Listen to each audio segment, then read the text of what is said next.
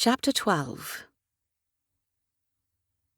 Charlotte rubbed her tired eyes and gazed across yet another breakfast room in yet another inn. Leeds. Now they were in Leeds. Every day brought them inexorably closer to London, closer to the past she was desperate to forget, closer to Anthony spending the rest of his future in debtor's jail. She would rather never return at all. She had no fond memories of England. Beau Brummel had fled to France to escape his creditors. To Charlotte, life in France didn't sound half bad. Anthony could avoid prison, and she could avoid everyone who knew her past.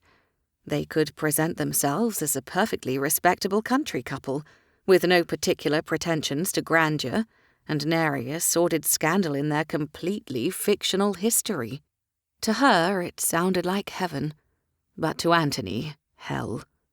He had family in London, friends all over England, people who cared about him, who respected him, who missed him. How lucky he was. If that were Charlotte's life, she would never leave. So how could she expect Anthony to? "Mrs. Fairfax," came a breathless voice from beside the breakfast table. Charlotte glanced up and coaxed her weary face to smile at the elderly widow who'd spent the previous evening pouring her fears out to Charlotte over several cups of tea. "How do you do this morning, Mrs. Rowden?" she asked. "Is something amiss?" "Quite the opposite." Mrs. Rowden clasped her liver-spotted hands together and beamed at Charlotte. "Thank you so much for allowing me to bend your ear last night. Your advice was right on the mark. Before I retired for the night, I sent my son a letter informing him of my presence." This time, Charlotte's smile was genuine. "I am so pleased to hear it. Uncertainty is one of the worst emotions to suffer. You've taken action, and soon you'll know. I do hope he accepts your apology." "As do I." Mrs. Rowden wrung her hands. "Oh, how I'd love to meet my grandchildren. How big they must be by now." After chatting with Mrs. Rowden, Charlotte left the breakfast room and returned to her bedchamber to pack the valises. Anthony had been out somewhere since well before dawn, hoping to earn a few coins doing this or that. She couldn't help but be proud of his efforts, despite it all. So far, he'd managed to earn more than enough to cover their travel expenses. But even with the contents of the purses they'd won in Scotland, their funds were meagre compared to the size of his debt. Yet he refused to give up. It was incomprehensible, noble. She hated that it was destined to fail, hated that she couldn't stop herself from caring far too much. She had to struggle to keep her shield intact so that she would not be destroyed if she lost him. He was the one person who unfailingly treated her as if she mattered. No matter how determinedly she reinforced her defences, the walls crumbled a bit more every day. With him, happiness was no longer an illusion. He made her believe it was within her grasp. If only they could be assured of a future together. She was just latching her trunk when a key turned in the door. Anthony stepped into the room. She grinned at him like a smitten half-wit. She couldn't help herself. His chestnut hair was damp with sweat, his fancy clothes badly wrinkled, but the look of peace, of satisfaction on his exhausted countenance as he handed her a trio of gold sovereigns, made him as beautiful as an angel. "How was it?" she asked. "Wonderful," he answered without hesitation. Her lips twitched. Wonderful was his reply every time she inquired. After a lifetime of living inside the hopelessness of her own mind, his boundless positivity was fast becoming one of her favourite traits. Nothing bothered him for long. Not his creditors, not jarring hackney rides, not grass stains on expensive breeches, not even the ignominy of having a light-skirt's illegitimate child for a wife. When she was with him, sometimes she forgot her past altogether. He dipped a handkerchief in the basin and blotted his forehead. "Do I have time to ring for a bath? What time did you reserve a hack?" "I have already summoned a bath. The hackney will arrive within the hour." His grateful expression filled her with warmth. She enjoyed doing her part. They had to make the most of however much time they would have together. A knock on the door indicated the innkeeper had noted Anthony's return and had sent servants with a tub and steaming water. They set up the bath on the opposite side of a folding screen and assisted Anthony with a shave and the rest of his toilette. Not for the first time, Charlotte was grateful for the presence of servants. The thought of her handsome husband nude? No, she would not think of such things. Not yet. If she allowed herself to take even a step down that path, losing him to Marshalsea prison would rip her soul to shreds. Life had taken too much from her already for her to willingly let fate rip a lover from her too, especially if it meant losing Anthony.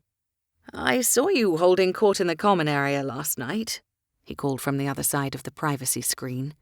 "Have you given more thought to taking their money?" She winced at the indiscretion. Servants were still in the room, listening. "Charging for your time, I mean," Anthony clarified.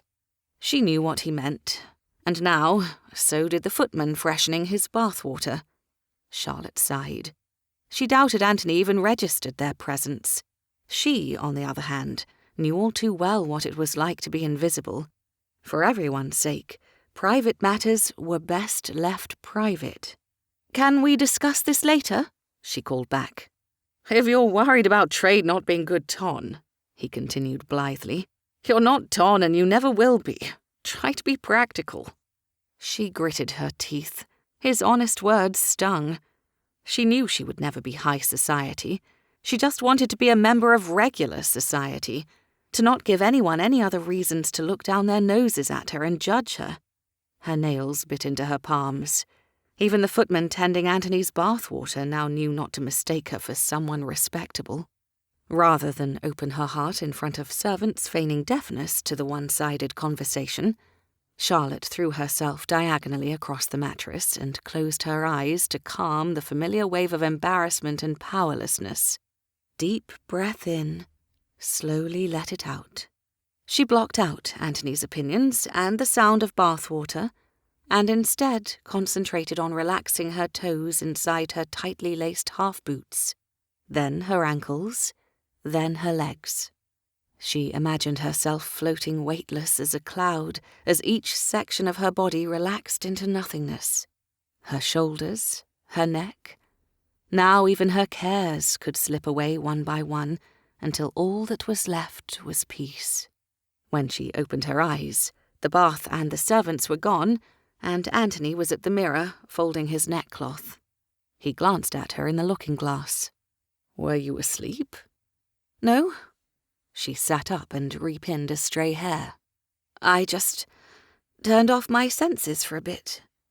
It helps when I need to relax, or escape." His forehead creased. "Turn off your senses? Which one? Sight?"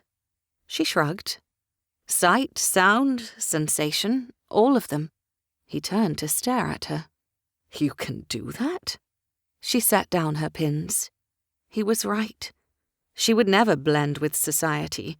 She and the beau monde could never view their world through the same eyes. "When I was young, my mother taught me to do it." It was not a memory she enjoyed revisiting. "At first, I thought she invented the technique to keep me quiet and calm while she entertained her guests. Sometimes there were sounds no mother would wish her daughter to overhear." Anthony paled. His voice softened. "And then?" "Then, one day, I was old enough to understand what the sounds meant. That some of my mother's lovers treated her like a duchess, while others did not." Her voice wobbled as she tried to staunch the memories. It didn't work. "I realized the relaxation technique was a strategy she used to survive, when she had no choice but to close off her emotions, her hearing, her sensation, and try to live through another night, another hour." Anthony's expression was horrified. To Charlotte, it was just life. One learned to live with the horror, somehow. Her relaxation technique was the most helpful gift she ever gave me. She gave a crooked smile despite the lump in her throat. "Closing myself off has often been the one thing that has helped me to survive." He rushed to the bed and pulled her into his arms. He stroked her hair as he held her close. You don't have to shut yourself off anymore. Now you have me. We'll fight the world together." If only that were true. Her eyes pricked. She did not have him. He was the reason she'd needed to retreat inward. She didn't relax into the warmth of his embrace. He would be gone in little over a week. His supportive presence was ephemeral, his affection a temporary salve to a lifetime of wounds. The idea of him, the intoxicating fantasy of being loved, or even cared about, now and forever, was the precise lie she needed to protect her scarred heart against. These days in his company had been the closest to normal life she'd ever experienced.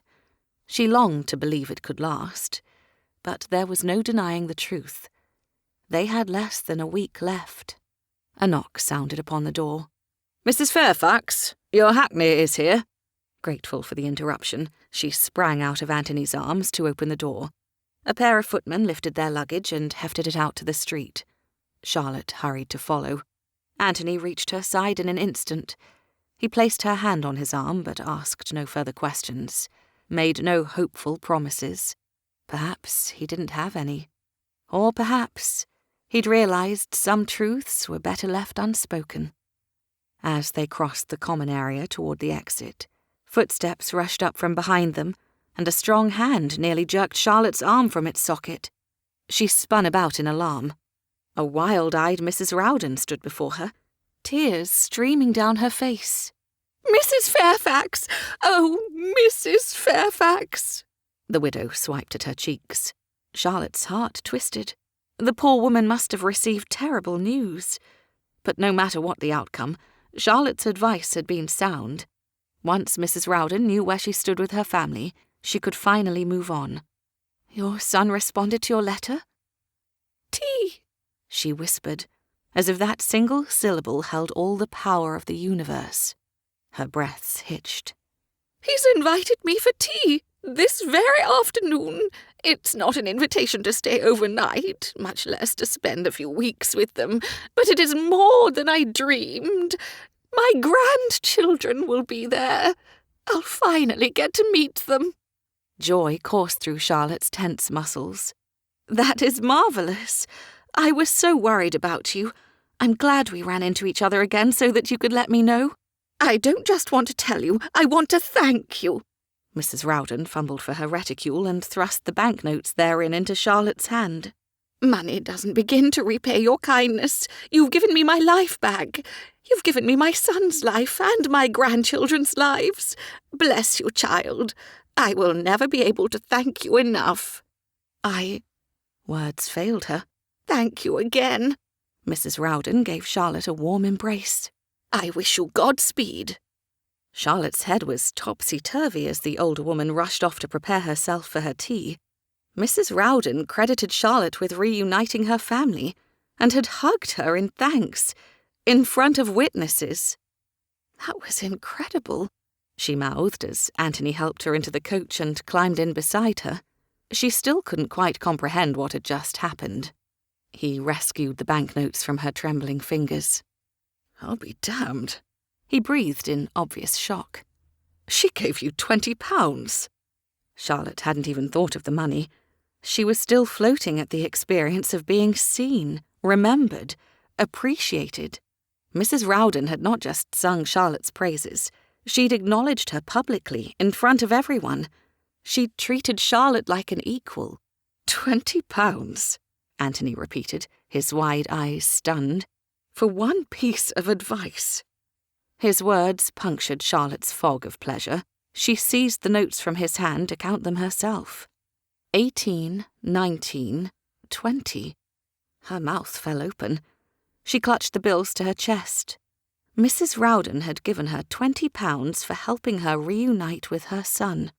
As the Jarvey set the hack in motion, Charlotte stared out the window in a state of unreality. Her mind bubbled with dizzy joy. £20 was as much as Anthony could earn doing odd tasks for an entire week. He was right. Counselling wealthy people was more than profitable. It was astonishing. Hope wriggled into her heart. What if she could pay off Anthony's debt? He didn't want her money, said his vows were his responsibility, plus their current finances couldn't come close to resolving the matter. But what if she could? Perhaps not today, perhaps not in a fortnight, but even if the creditors took him away, she might still get him back. Then, once he had his freedom, she could talk him into staying as far away from London as possible.